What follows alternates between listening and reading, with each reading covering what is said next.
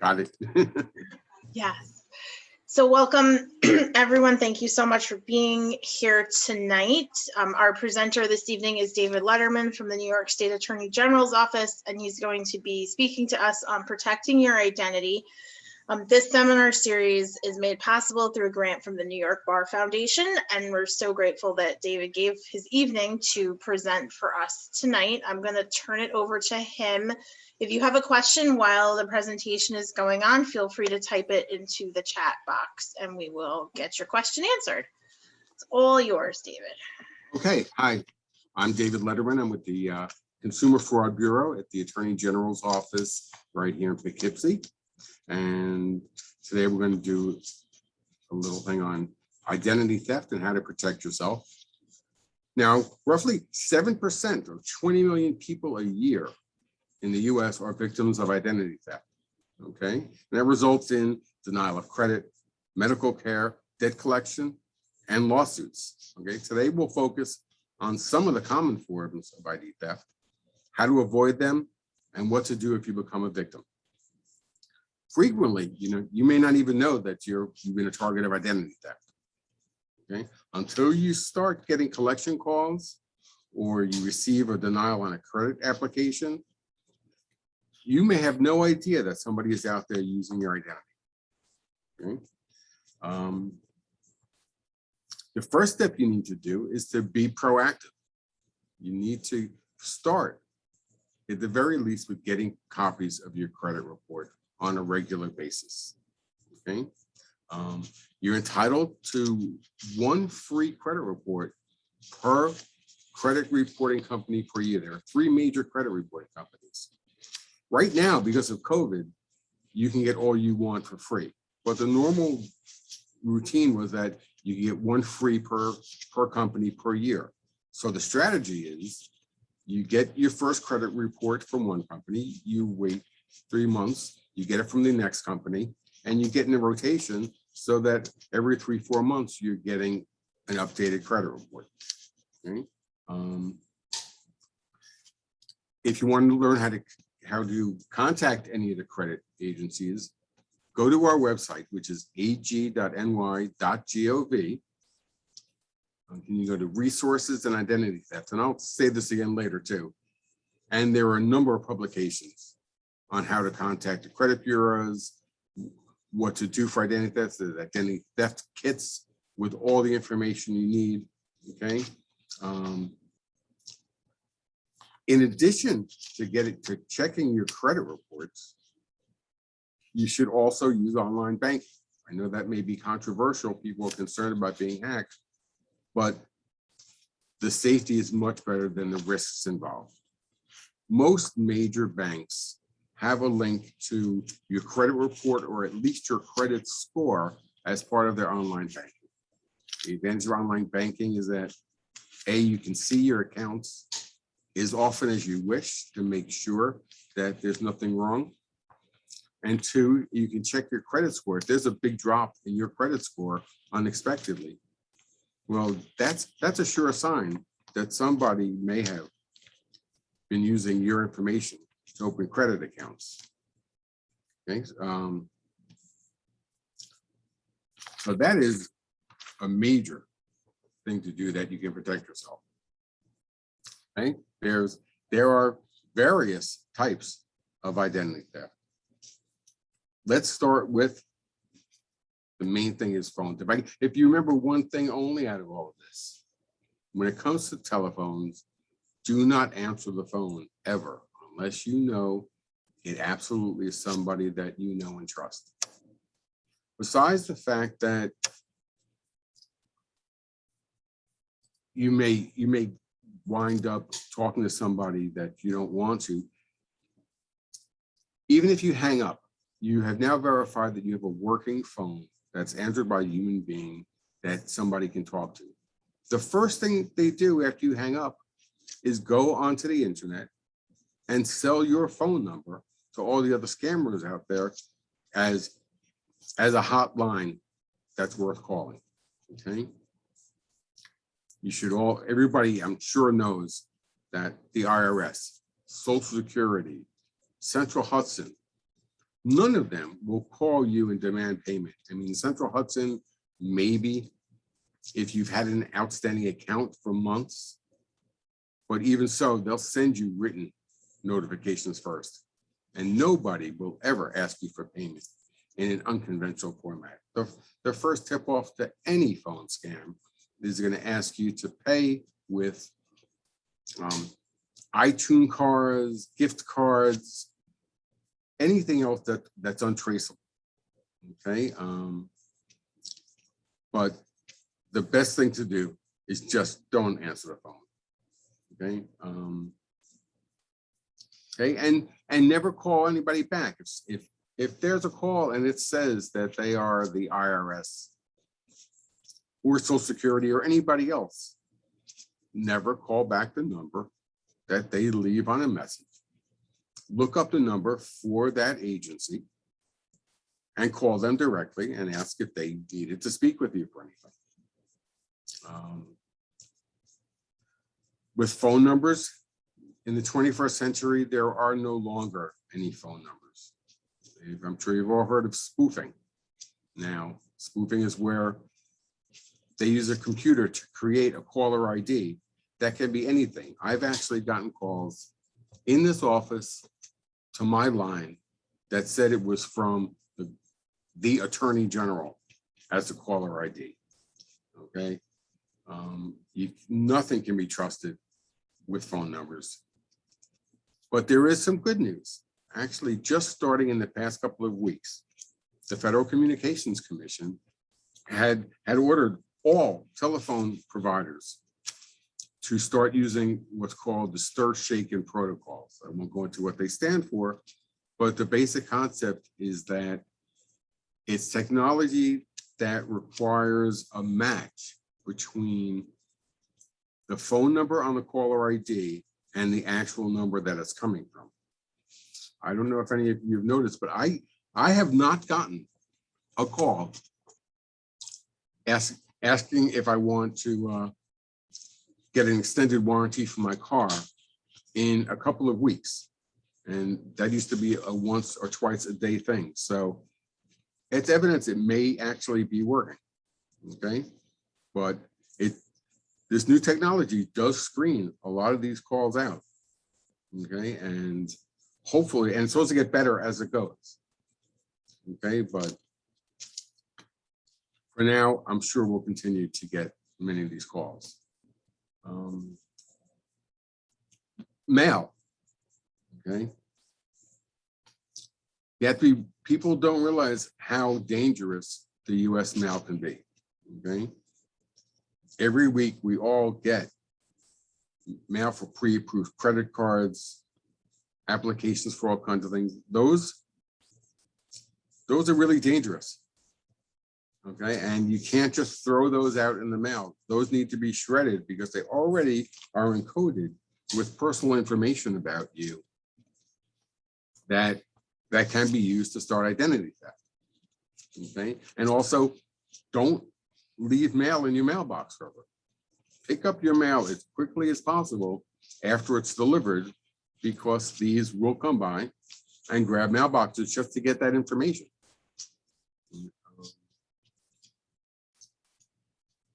Also, there was a scam out there that is finally winding down, but I actually ran into it from getting calls from consumers who were having a combination of identity theft.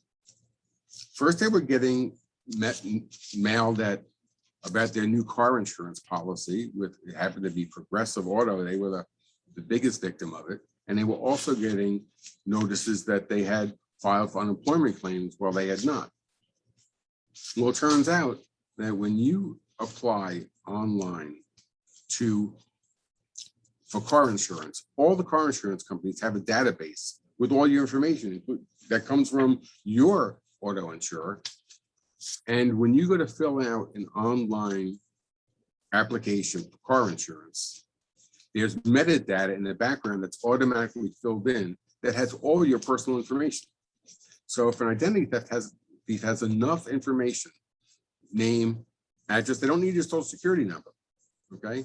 If they have a license plate or a car VIN number, they can start the application process and they're able to back that data out. Okay, and they're not necessarily looking for you to pay for their car insurance. They're looking for that data, and they've been turning that into putting in claims for unemployment insurance. Okay, so you have to be careful on almost every level. Okay. We also have a huge issue with protecting our children. Okay, now most of us get Social Security numbers for our children when they're fairly young, but they don't have credit accounts. Okay, but the information is there. Now, as adults, we may find out about identity theft because we may get alerts from banks. We may apply for credit. We may see a change in our credit score, but we don't see that for our children. So a thief, if they get your children's Social Security number and enough information, they can start opening accounts under your children's name.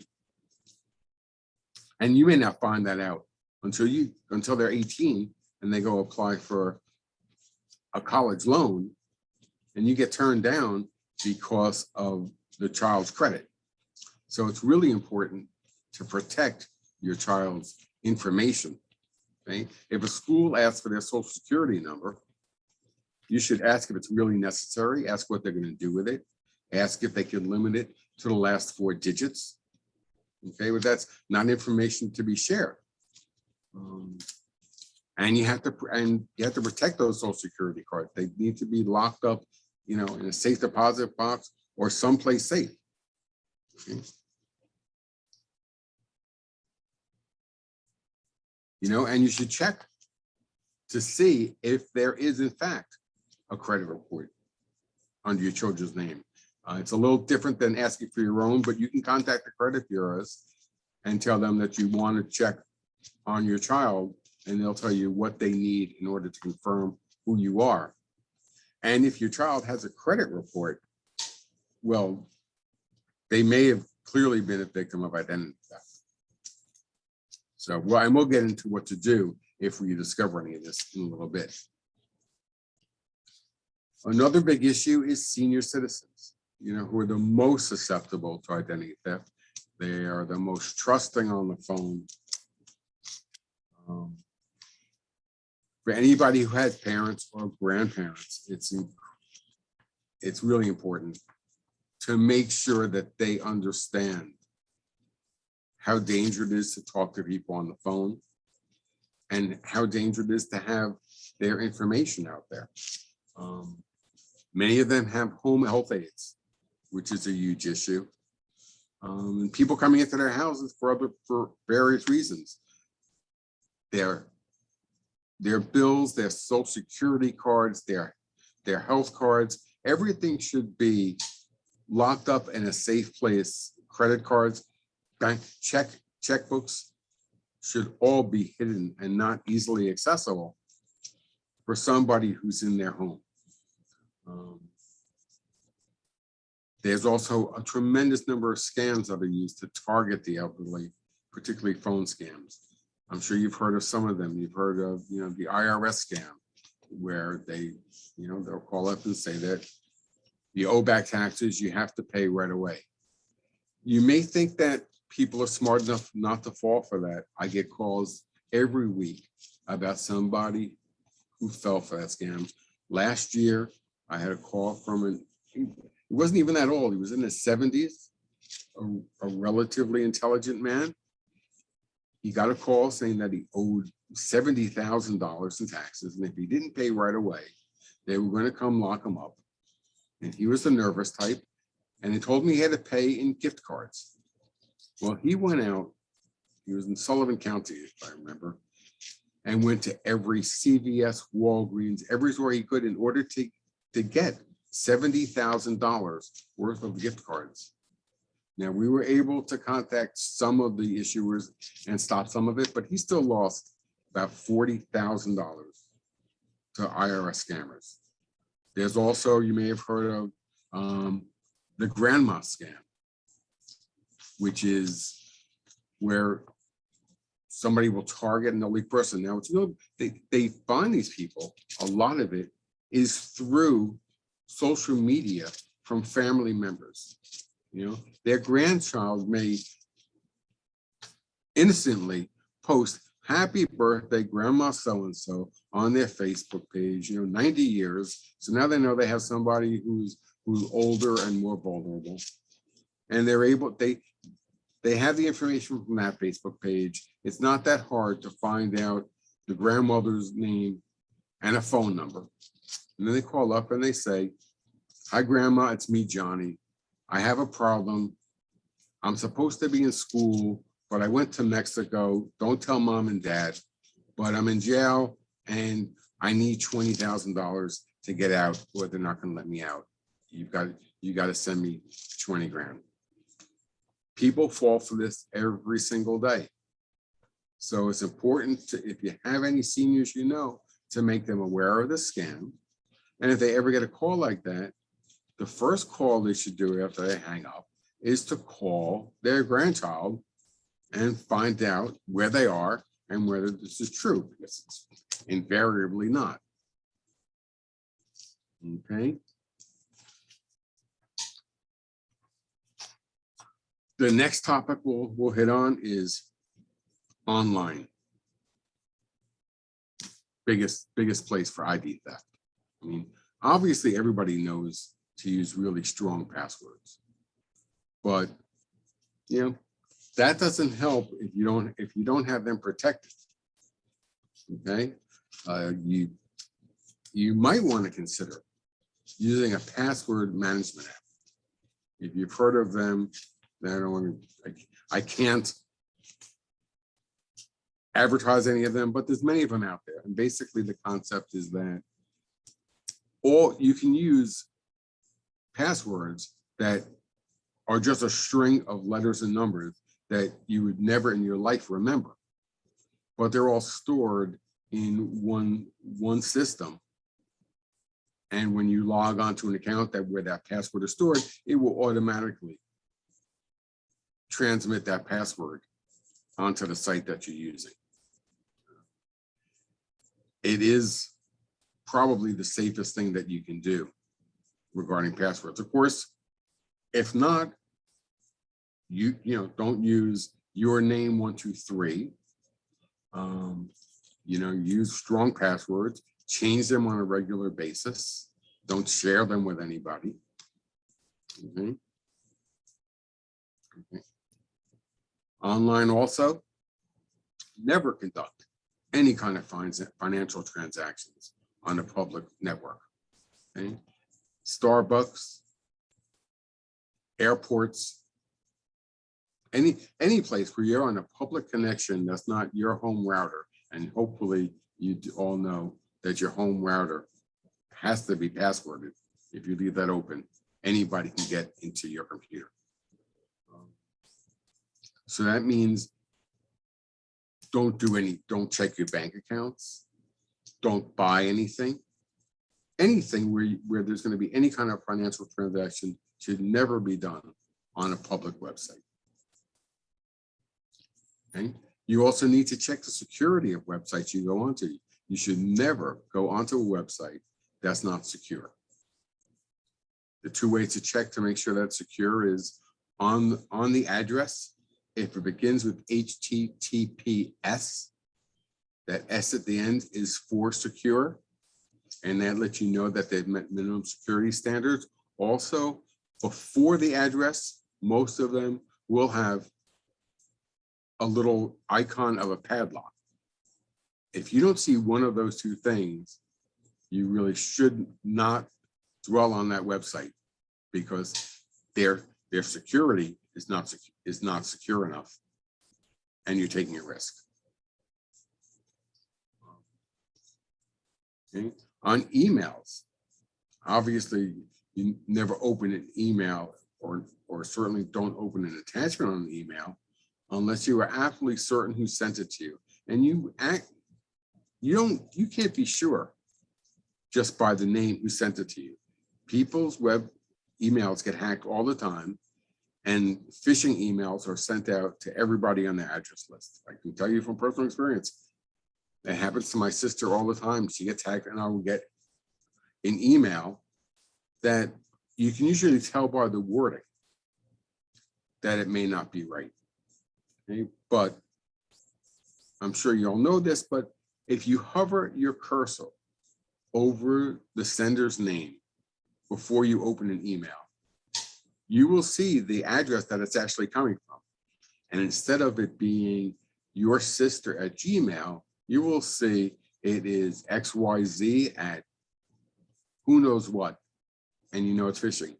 But if you open an email and you see an attachment and you think that it's legitimately for somebody, it's still worth sending an email to that person, and don't reply to that email.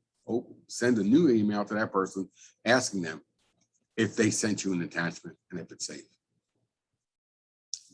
Opening one attachment can give scammers full reign of your computer and have everything on there that you have. And within hours, your accounts can be wiped clean. You will have bought a new car and everything else that goes with it. Okay. We did discuss online banking. There's also an issue with medical ID theft. Okay, and this happens a lot more than you think. People who don't have access to health insurance,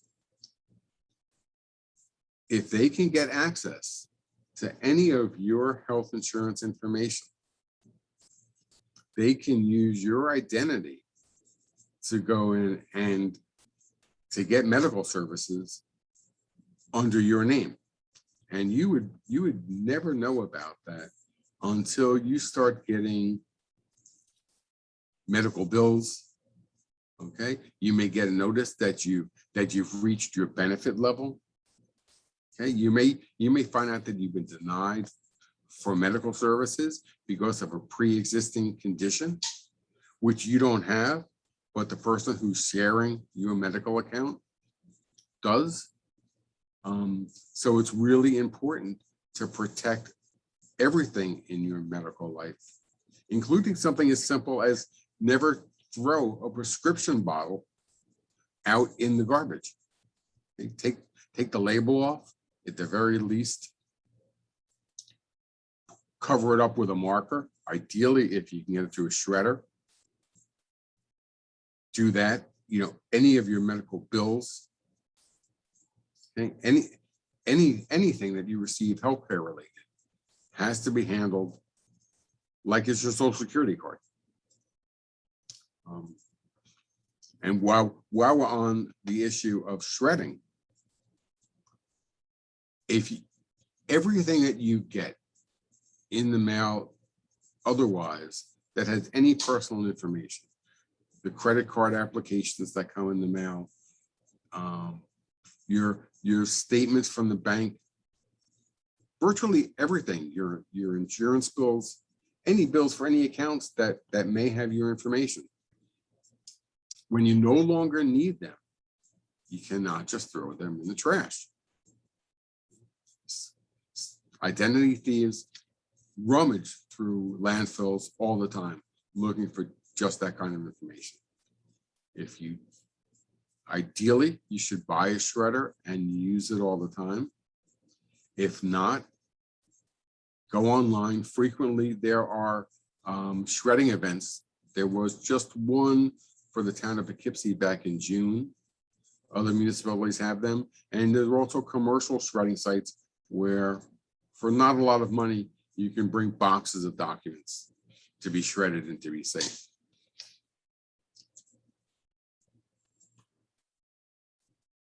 Okay. If you, in fact, do find out that you've been the victim of medical identity theft, make sure you contact your provider immediately so that they can make sure that they cancel anything else that's not you. Okay, and then you're going to have to follow the ID theft protections, because It may not have been just limited to your medical information. It may be across the board. Okay. It's also unemployment insurance fraud. That was rampant when they accelerated the unemployment insurance benefits. When COVID first hit, I literally was getting dozens and dozens of complaints a week from people who were stating that they were getting notices from the Department of Labor that they were processing their application for unemployment insurance. And these were all people who had never filed. Okay? And apparently the information required to file that claim is a lot less than it is to open an account for a credit card at Macy's. Okay. If that should ever happen, it is imperative that you immediately contact the New York State Department of Labor and on our website, which is ag.ny.gov.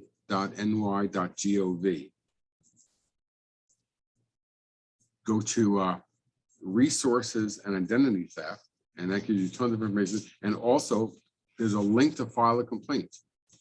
You need to file a complaint. We have a labor bureau, and there is a link to file a complaint with our labor bureau, and they are compiling statistics and working with investigators to try and put a stop to this. So that's really important.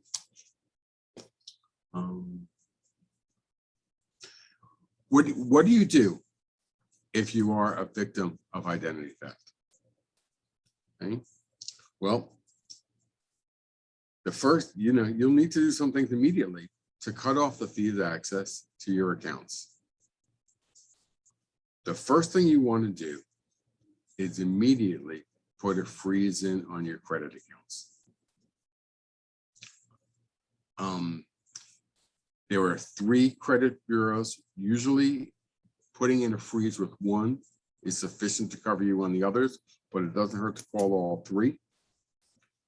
And again, all this information is available on our website.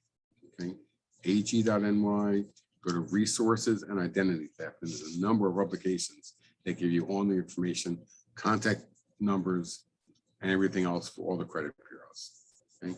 Second thing you want to do is contact your bank, check your accounts, and if necessary, you may need to cancel credit cards. You may need to close down and reopen bank accounts. Okay, and then thirdly, you're going to be filing an ID theft report. Now, one of the things you're going to want to do is file a police report with the local police. And that's kind of akin to reporting a stolen car. Once you've filed that police report, anything that comes up after that, at least you've shown that you have declared that your identity has been stolen. And it will help make you not responsible for some of those issues. One of the best things, and probably the best thing, I'm going to even share this with you if I can. Nope. I know, Janet, it says that my screen sharing is disabled. I don't know if you can bring that back. I just made you a co-host, so you should be able to share now. Okay, there we go. Okay.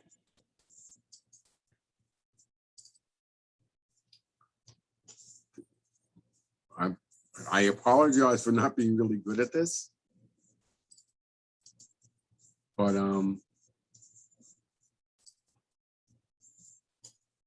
can you see the screen that I'm sharing? Yes. Okay, this is the Federal Trade Commission. Okay, and the website is identitytheft.gov.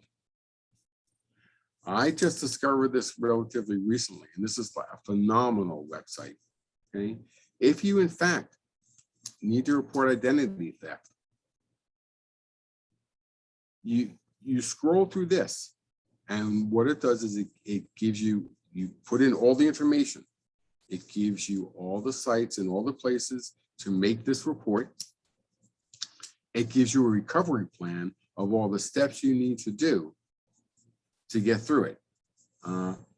This is something that everybody needs to know. And it probably is the number one thing that anybody should do who is a victim of identity theft. I am back. Okay. Then that was the main thing to do. I actually covered this. Well, I was expecting a question, so we covered this fairly quickly. I actually have a question. This is Yeah. something I'm seeing at the office quite a bit. I've gotten a number of these calls in the last few months. People need to call tech support or customer service on something, and they can't find the number, so they Google it. And they call the first number that pops up.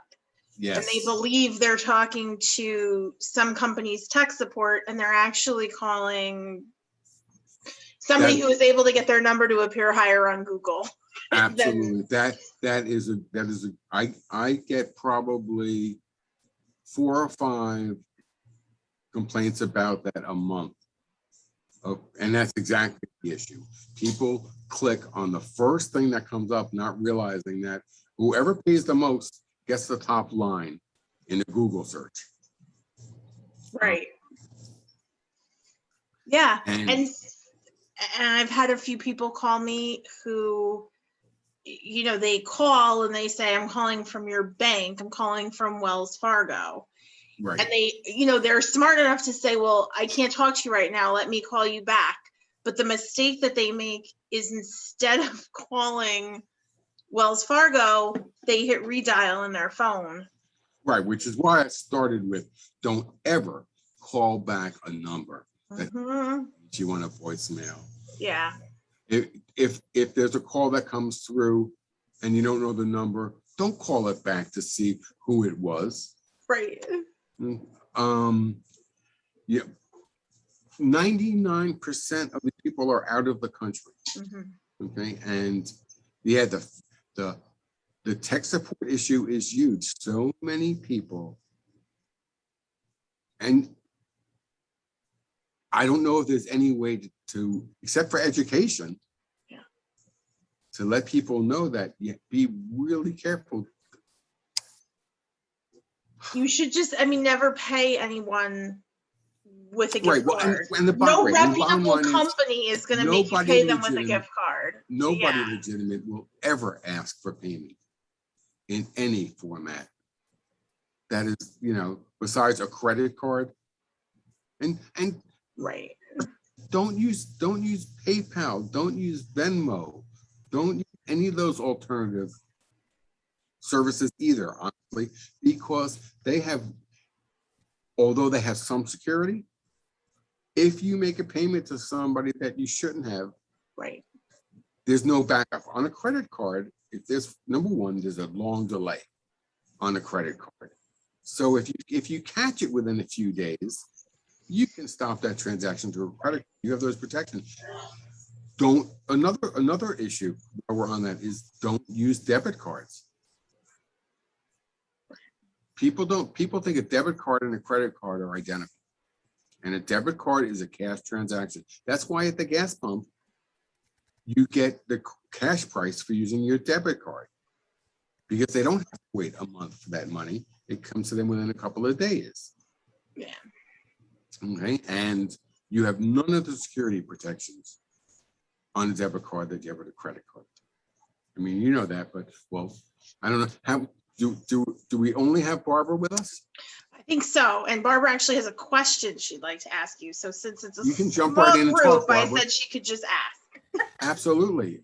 All right, thank you. I'm looking at myself and my video. There's something wrong with it. I don't know if you can see me or not, but that's, we can see nope, you. You're fine. Well, I can't see myself, but that's perfectly okay. First of all, thank you. I'm very glad that I came. I found this very, very interesting. But let me tell you something that happened to me, and maybe you can explain this better. I am the treasurer of an organization, and I paid a check, mailed it to someone that we had come and speak to us. She cashed the check. And then when I checked the bank account a couple days later, I found 2 withdrawals from this bank account, from our bank account, in the name of this person that I had just written the check to. And according to my bank, of course, I'm panicked about this. According to my bank, the information that was on the check, in other words, the checking account number, the routing number, and my signature, Right. was just enough for this person or someone to go into our bank account and withdraw money. Yes. Is that it? Is that the Well, check so unsafe?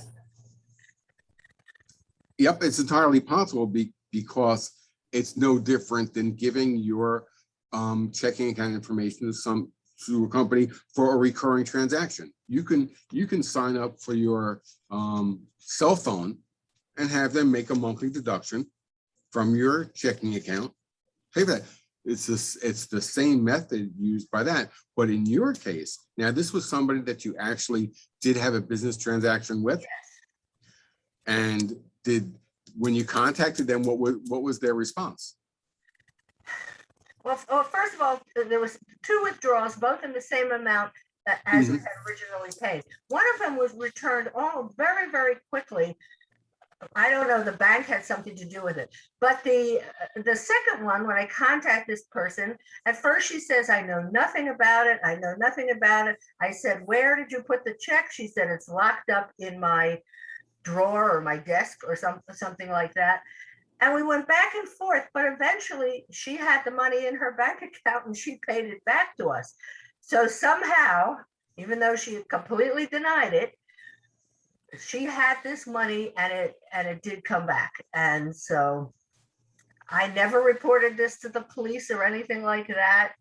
But Right. Now, obviously, correct. I mean, if it was done, I mean, it may have been done intentionally. There's no way to know. I mean, if she had not made good on it, reporting it to the police is the only thing that you can do otherwise. And of course, I mean, once you notify the bank, they will change the transaction status so that there can no longer be any automatic withdrawal from that account. It may be worth it to have all your, unless you have pays in your account that are on automatic withdrawal. If you don't, I mean, I personally have my checking account set up so that nobody can ever do that. well, in general, in this organization, we don't. I mean, we don't Right. anything automatically. And I do write checks occasionally, and they are to either members of the organization or vendors that I am familiar with. But this was a new thing. So What kind of vendor was it, out of curiosity? it was someone who was giving a speech to the organization. Someone like you. Well, I missed my opportunity. Barbara, I wonder if this person was using one of those, like some banks have that feature where you can scan a check to deposit it. And I wonder if maybe she did it twice by accident and then didn't want to tell you that was what she did, so she fixed it. That would make sense. If she's just taking a picture of the check at home and then she forgot that she did it, she might not want to say, like, I'm a dope and I forgot to do this. I'm really sorry. Here's your money back. But well, I mean, I think that there's more to it than that. But when I looked at the bank account statement, I mean, one of them, clearly was listed as a check with the check number and everything else. And the other 2 transactions were like transfers or whatever one calls them, like maybe one of these automatic payments. So it wasn't indicated that it was a second check. okay. I don't know how much we want to go into this. I mean, there's another layer of complication here. I mean, let me just say aside, if someone was truly broken into our account, they would have stolen a lot more money, I think. So it had to do with this particular person. Yeah. But the other layer was she apparently dealt with this company, Intuit. Intuit does QuickBooks, but they also Mhm. allow small businesses to accept money from other people. Had I legitimately wanted to transfer money to her, it would have gone through Intuit. And they were somehow involved in this. Okay, so I'm trying to see if there's a lesson for me, and the lesson is, I don't know what, you know? Buy them a gift card next time to thank them. A Visa gift card. Oh, you're gonna give a speech to us? Thank you so much. Here's a Visa gift card for the amount, and then it's done. I also, I don't know how much more time we want to spend on this, but No, but But you know I what also though? had my own identity stolen. I'm not sure if that's what one would call it or not, but my situation was that I got a call from my credit union, the Hudson Valley Credit Union, saying,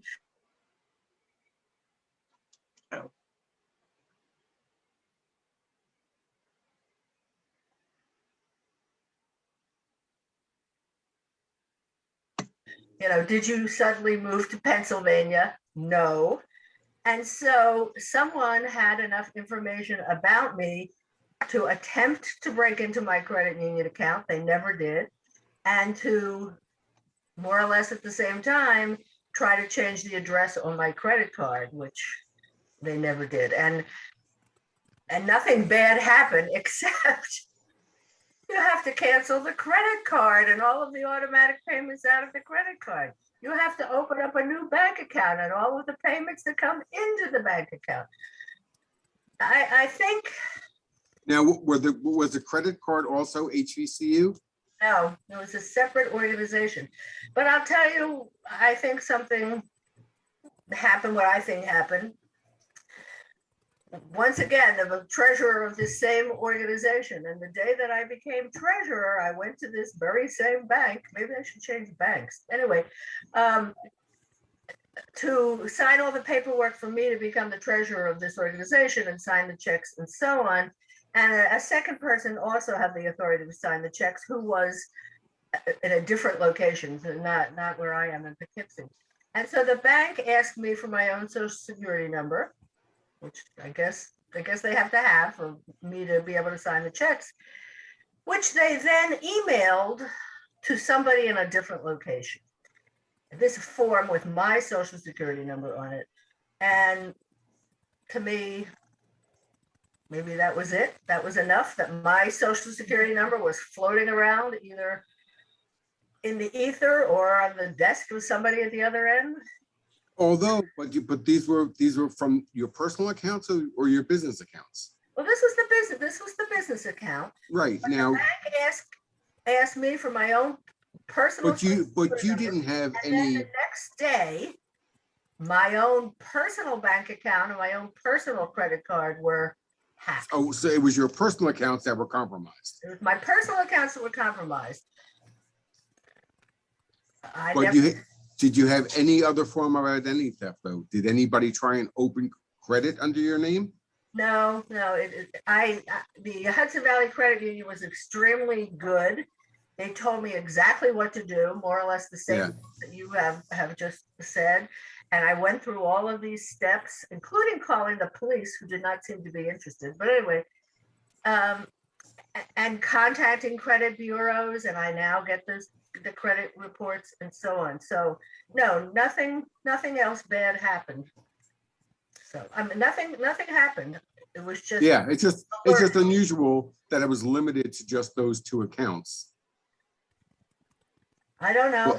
Well, That's my experience. Yeah, no, You know, the credit union catches it really fast though. I've gotten calls from them thanks. that said, Thanks are great. are you in Las Vegas? Because Yeah. somebody attempted to buy a 99-cent item at $1 something in Las Vegas, and they were testing the card number. Yes. They were just, and I mean, within minutes, the whole thing was shut down. They didn't get any Yeah. further because I'm not in Las Vegas, and the credit union knows that. And No, so the bank security is really- great that way. they've come so far from I years was ago. I once had my debit card turned down for a gas purchase in Montana. And I'm like, what do you mean? It's like tons of money in this account. So I called the bank and they go, well, it was from Montana. And I said, yeah, I'm in Montana. I said, do I have to call you every time I go to a friend? Yeah, I think. And they yes, said, I and they think said, well, if you want to make sure that you can get gas anywhere, maybe you should. Gotta let us know when you're going on vacation, just like Yeah. your boss. Say I'm But- leaving now. But at least that works. I find that too, that the credit card company that I deal with is very, very, very good about that. Anything suspicious that they will ask. David, I think that this was great. Would you? Yes, be thank interested you in so giving much. This talk to another organization